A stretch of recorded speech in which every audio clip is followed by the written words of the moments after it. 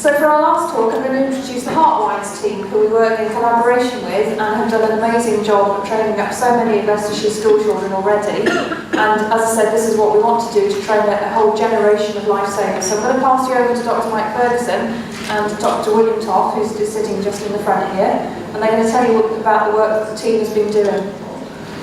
What I want to do in this session is to run through a little bit of just quick history and then hand over to Dr. Toff to sort of take you through how the barriers that people perceive about doing something just don't exist. That's me.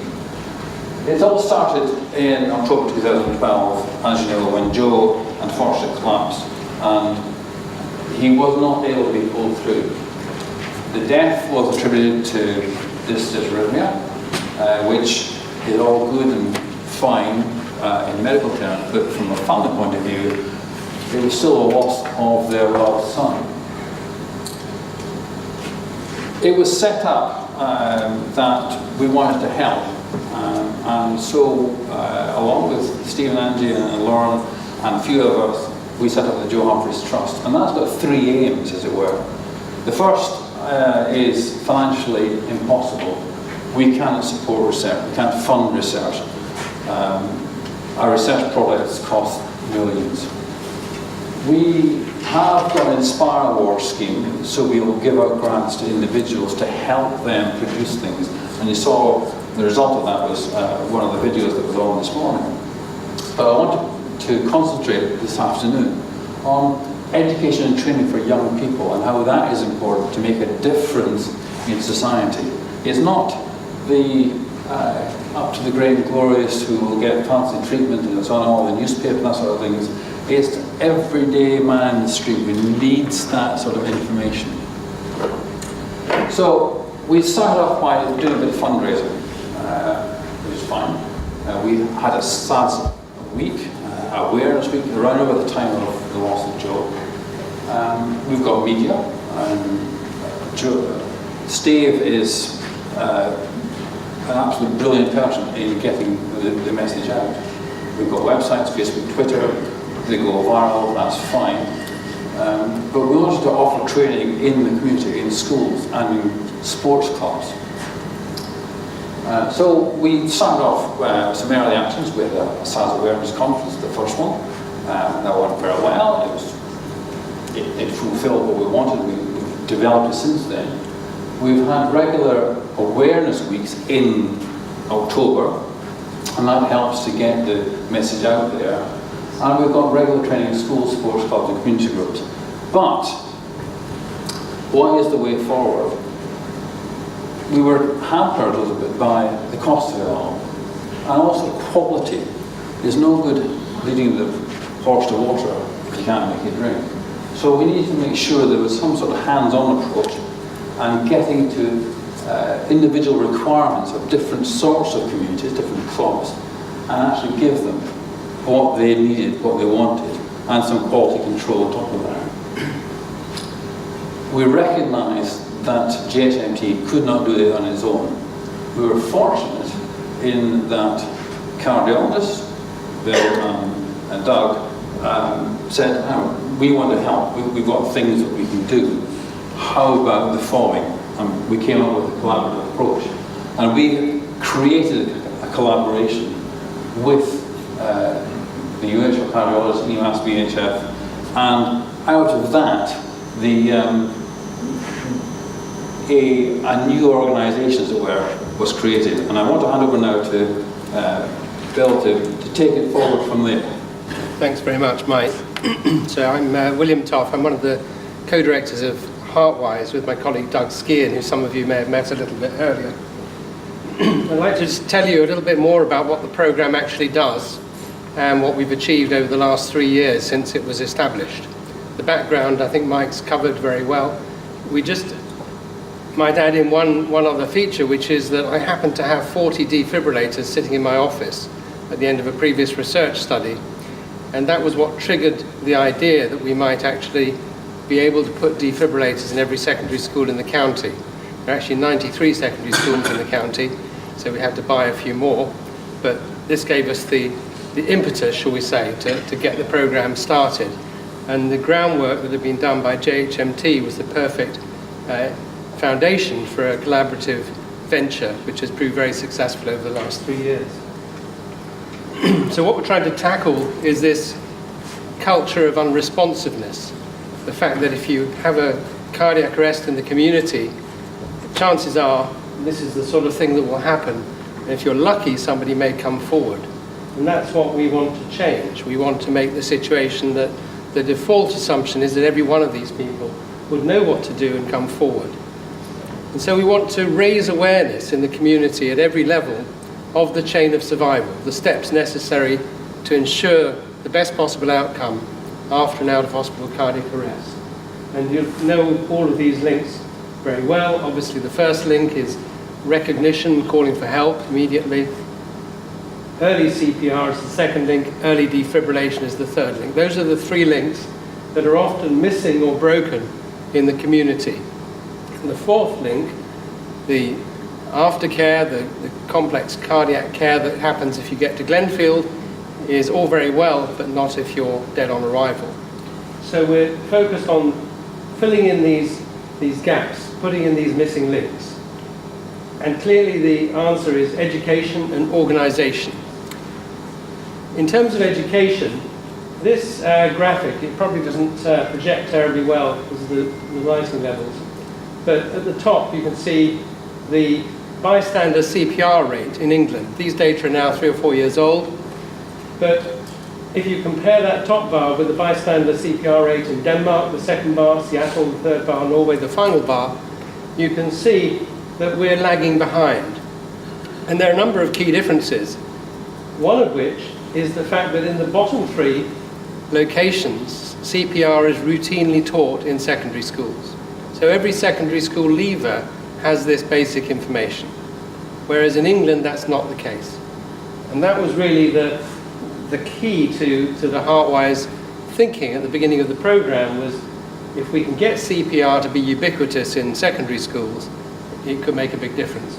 It's actually a systems approach. It's not just CPR training in school, it's increased awareness of the importance of AEDs and availability of AEDs. And you can see in the lower graph, or the lower bar chart, you can see that actually if you look at survival after a shockable case of out-of-hospital cardiac arrest, it kind of tracks that bystander CPR rate. This is not projecting very well, but it's essentially showing that when the BHF did this survey, which was actually back in 2011, but it's probably not hugely different now, only 14% of secondary school leavers had received training in CPR. They also did a survey which showed that 86% of teachers felt that emergency life support skills should be taught on the national curriculum. 78% of children said they wanted to learn these skills, and 70% of parents thought it should be on the curriculum. I was interested and pleased to see that sex education has found its way onto the curriculum this week, and hopefully that may signal a change in policy that might re-energise the campaign to get this on the school curriculum. So Heartwize is a collaboration of a large number of organisations. Key to it, getting into the schools, was engaging with the schools' leadership teams. The city and county have different leadership teams. We engage with both, which gave us an immediate conduit to all of the schools in the county. The Hospital Trust hosts the programme, and a large number of our volunteers, we've got over 250 volunteers associated with the programme, are recruited from within the Trust, others from within the wider community, particularly community first responders, some volunteers from EMAS, etc. Other collaborators are the charities, the East Midlands Pacemaker Fund, the Joe Humphries Memorial Trust, as you've heard, are key partners in this. We involved EMAS, the BHF, Resuscitation Council, the Arrhythmia Alliance, and recently we've particularly engaged with the medical school on the basis that if we can bring medical students into the programme early in their training, they could be a valuable resource both to deliver training and to carry these messages forward in their future careers. And we have some community partners, the Tigers and the City Football Club have been very supportive of the programme, allowing us to host events and providing other forms of support. And Millbrook Medical Conferences, who host the programme and give us administrative support from their offices in Lutterworth, all free of charge. So the aims of the programme were to provide training in CPR AED awareness for all secondary school pupils, and we decided initially to focus on Year 10 and to try and get blanket training of all the Year 10 pupils across the county, and then to embed in the schools a training programme where they would follow on in the subsequent years with light touch support from the Heartwize team. The second objective was to provide every secondary school in the county with an AED and guidance on its use. We started the programme the Tigers. We started the programme with a launch event to get the programme going. We invited every school to bring 2 pupils and a teacher along and a lot of other community representation to let everyone know what we were planning to do. We then deployed the AEDs, we gave the AEDs to the schools and gave them some basic training, some implementation guidance and so on, so they knew how to maintain and use it if required. And in fact, to date, 2 of these defibrillators have already been used in county schools, both on teachers. The programme itself comprises a school assembly where we go in and we spend 10 to 20 minutes engaging with the teachers and the students to explain to them why we're doing this, what the problem is, and what we're going to do in the way of training. We then go in and we do hands-on training with, very much like you may have had earlier this afternoon, a small group training where everyone has their own mannequin and 4 or 5 pupils have 1 trainer supervising them. So it's a very engaged, hands-on training, and within 40 minutes to 50 minutes, we can get a large number of pupils up to speed. There's also the possibility that the schools, once they acquire the kit, can allow the young students to take the mannequins and the training DVD that comes with them home to teach their family and friends. That's an element that hasn't really latched on yet, but it has got great potential for the future. We also train teachers to ensure sustainability, that they can deliver the programme in future years, and we try to audit our delivery and to some extent our outcomes. It's been mainly qualitative audits so far, looking at what people thought of the programme, but we're about to move to an audit of skill acquisition and skill retention, which will show us just how effective the training is. What the programme's achieved so far, we've distributed 93 AEDs, so every secondary school in the county now has a defibrillator, which I think is unique. I don't think there's any other county that can make that claim in the UK. We've delivered over 500 school training sessions due to the fantastic work of Julie, who some of you may have met earlier, who's our programme coordinator, and our large team of volunteers. We've trained over 17,000 secondary school pupils and over 600 school staff. And we've probably got by now about 85% of the secondary schools in the county with Year 10 pupils covered by the programme, and we hope to complete the first pass sometime later this year.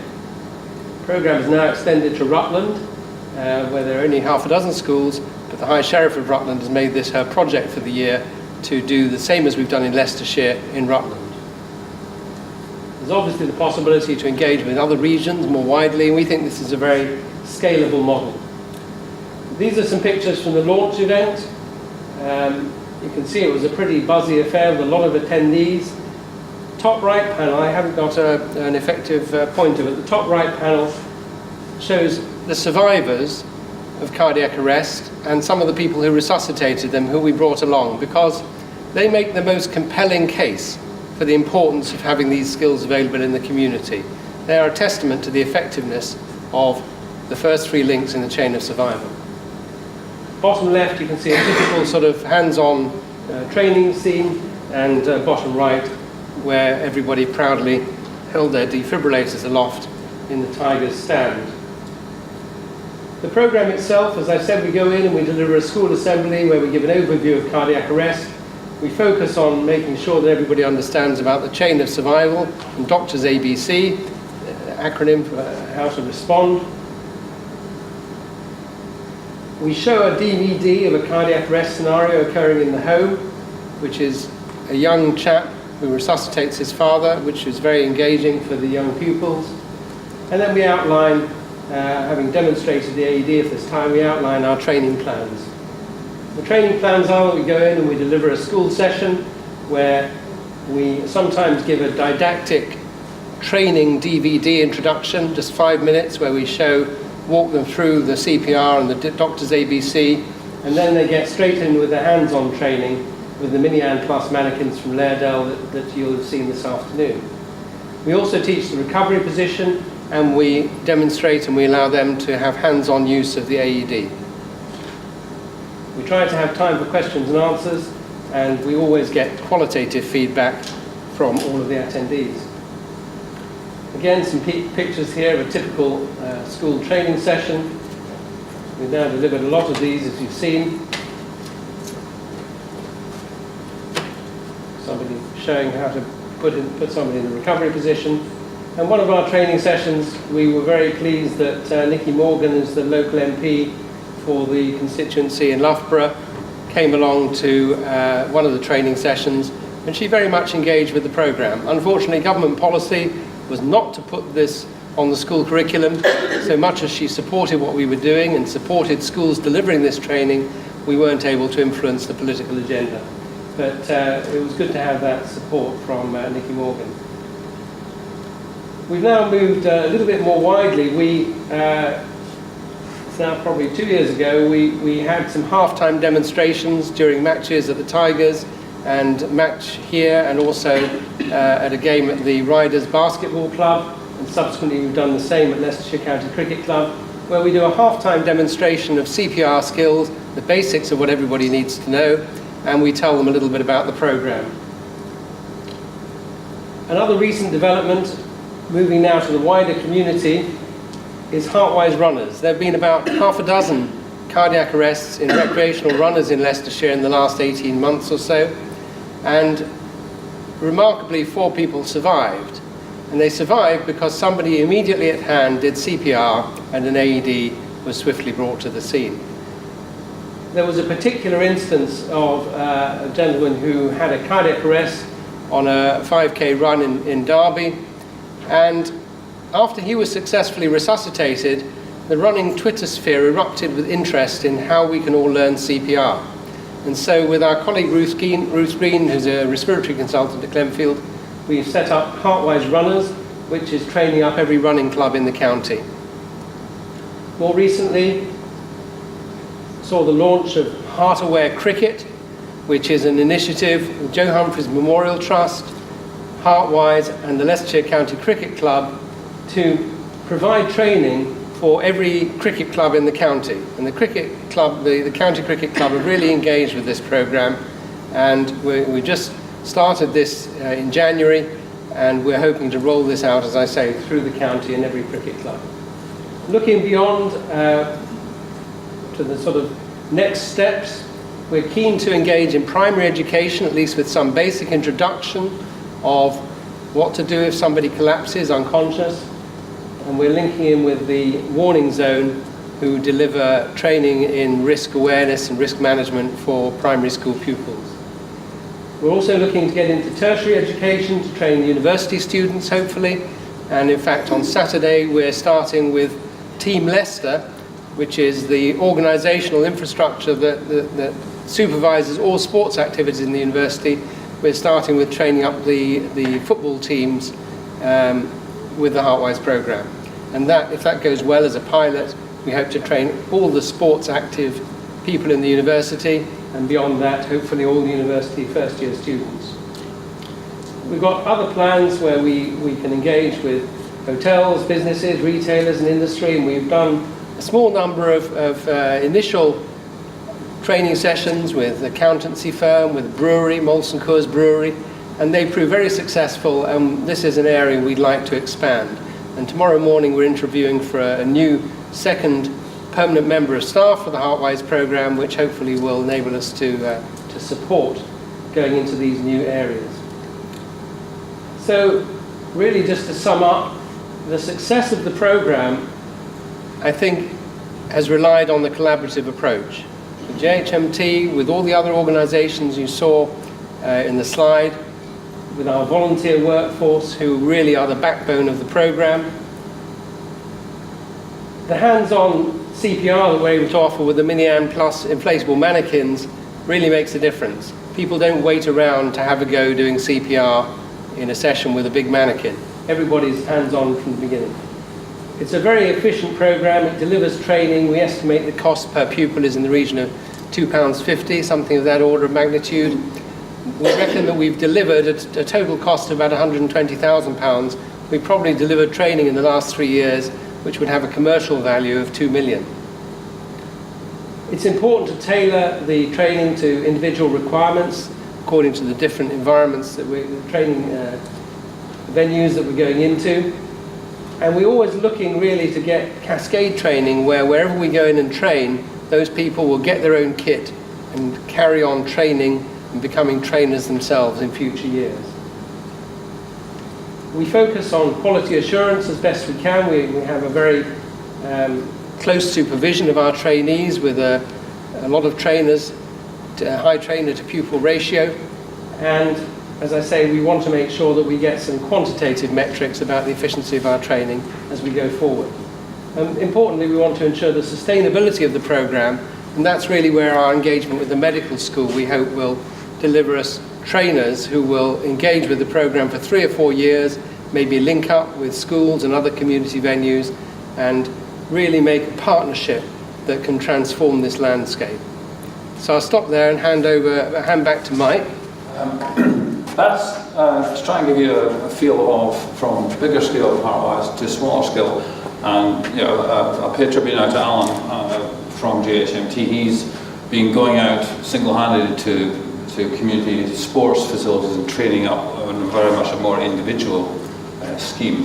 So we can provide training from a very small number of hands-on one-to-one, like Alan is more expertise in it, to bigger scale things where Heartwize is coming in, and all in between we can do it. So there's no reason not to do it. However, whenever we've been in somewhere, we're always asked, it's going to cost a fortune. We can't do this. So we've very lucky. Charles Poole has done an awful lot of work with us and is able to work out how you can get funding. And basically, the steps to it are a bit of communication and knowing what you want. You've got to recognise the importance of having a defibrillator and making it available to everybody. There's no point having a defibrillator like I used to have in my home village, which was locked into the Rothay Centre, and the only person who had the key was a sort of vague person who would never be found. Nowadays we have lots of defibrillators in and around that are available 24/7. Get some information as to where these things are. There it was. Go onto these websites and find some information. There are contacts, both with us, Heartwize, EMAS, different chapters. There's loads of information out there that you can go and get. Most people are interested, but they're often frightened. And so we need to get past that, we need to promote it. When you are applying for a defib, know what you want, have information on why you want, have the benefits clearly in your mind that you'll get all this information from. Identify the location and think about training, because there's no point having a bit of kit that no one can use, because everyone is frightened of it. They think if it comes out of the box, it'll kill them. It can't. You cannot kill someone with a defib. I've tried, I can't. The aims within the Joe Humphries Trust and with Heartwize, they're all the same. We want to promote awareness. We need to get people into using basic life support, into using a defibrillator. Get people involved, not just the older generation, of which I'm one, but I want the younger generations, the 10, 12, 13-year-olds, who are big enough to push in their chest if they want, or they actually understand what's going on, and they can pick up the phone and say, Daddy or Mummy or whatever isn't very well. You've got to work out where it is best to put one of these defibrillators. You've got to identify a potential location, and these are places with a high footfall. There's no point having one in the middle of nowhere, because no one gets any benefit. If you can find somewhere that there's a lot of people going past, then more people are likely to be there when it's needed, and equally, more people will know where it is. Think about how far you're going to cover with each defibrillator. As Fionn said, in America they're very much more common. In airports they're about 50 yards. In Britain, my idea would be that every 50 yards, 100 yards, there would be a defibrillator, and they wouldn't get nicked. Which is why the big kerfuffle about locked or unlocked, my personal preference is an unlocked cabinet, because the value of these things is absolutely diddly squat. If you put a lock in it, somebody thinks it's valuable and they'll nick it. Of the ones that have been nicked throughout in Leicestershire, Lincolnshire and Derbyshire, all, I think it was 4 at one point, they were all from lockable cabinets. The unlocked cabinets never got touched. If you're in a situation where the people that it's going to service are small paediatric things, think about having paediatric equipment as opposed to adult equipment. How do you fund it? There's lots of national charters, there's lots of local charters. JHMT isn't going to give them out, but we will support people who say, actually, I've got X number of pounds, not quite enough, can you help? And certainly we'll try and, as best we can, help fund it. I'd say it's the overall cost for a defib, it's under £1,000. Plus a cabinet, another £500. It's not that much if you think of the benefit you'll get from it. The local authorities, both county, city and district, will fund it. EMAS have got a scheme which was mentioned this morning, which can give you a defib and cabinet for a 4-figure sum. They're not that expensive. I'm sure if you approached anybody who's been in the stands today and said, actually, we need something, they won't turn their back on you. They will give you hard facts as to how much it will cost, but they're not going to put you off the cost. The way forward, then, as Bill said, is collaboration. There's no point in individuals doing things. Just think, if I need some help, is there help out there? There are alternative styles of giving you support. It's not just a matter of me saying, here you are, here's a defib, or here's a DV, or whatever. We can support you to get the training done, to get the defib up there, so that people are comfortable with it. I went to a women's group, the average age was about 90, I think it was. Getting them to do CPR was quite difficult, because they couldn't get on the floor to do the CPR, and when I put it on the table, they knocked the table off. So I didn't go too far, because at 90 years old I thought, I might have to do it on one of them. But there's lots of different ways you can do it. We, both in Heartwize and Alan, we are very keen on this hands-on approach. There is no point in getting a fancy defib, fancy mannequin, and doing nothing with it. Get the hands-on approach. We will provide that. It doesn't cost anything. We will do our best. We're a volunteer organisation, and as best we can, we will go to any size of our organisation, from 1-to-1 to 100-to-1. We'll do it. And that's as much as I want to say. If you've got any questions about either Heartwize, that's Bill, JHMT, that's me, or Alan, if you've got something more that you want to think about funding, Charles is here as well. We are all happy to answer questions, should anybody have any questions. Over to you. If there are no questions, it's time for home. We can just hand over to Fiona.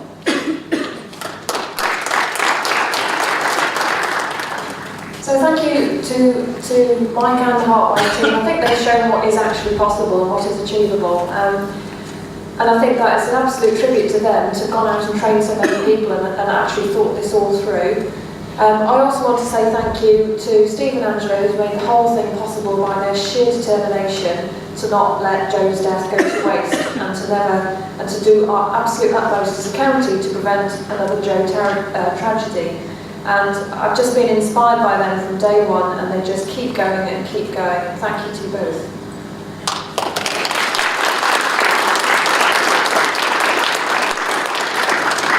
Thank you to our speakers, thank you to everybody who's helped at the workshops, helping with the CPR, with Alan and Julie and the crew, training over there. The sponsors, we couldn't have done it without them. Actually, it cost an awful lot to hire this kind of a venue, so contributions from the charities have been very welcome. And the charities that we're working in partnership with, not in competition with. Thank you all for coming, particularly if you come from outside Leicestershire and you've travelled, so thank you ever so much for making the effort to come here today. Please Please spread the word. Please let people know about the Trust and its work. Go on the website, use social media, let people know. Try and convince people it's not difficult to learn CPR, it's not difficult to train others in CPR. And in your own villages and towns, just have a look around to see if there are defibs, and you know now the resources you can call upon if you think that you can get a scheme going in your local area and encourage people to get a defib. So please carry on the good work. Enroll with a good SAM app. I think that technology of just having it roving and at all times, that whole app knows where the responders are, is the best way of joining all of this up. I think that's just an amazing product. So please enroll with that and basically get involved with the work of the Trust. If anybody's got any questions, please email me, my UHL email, or go via the website for any open queries. Hope you've enjoyed the day, hope you've learned something, got something out of it.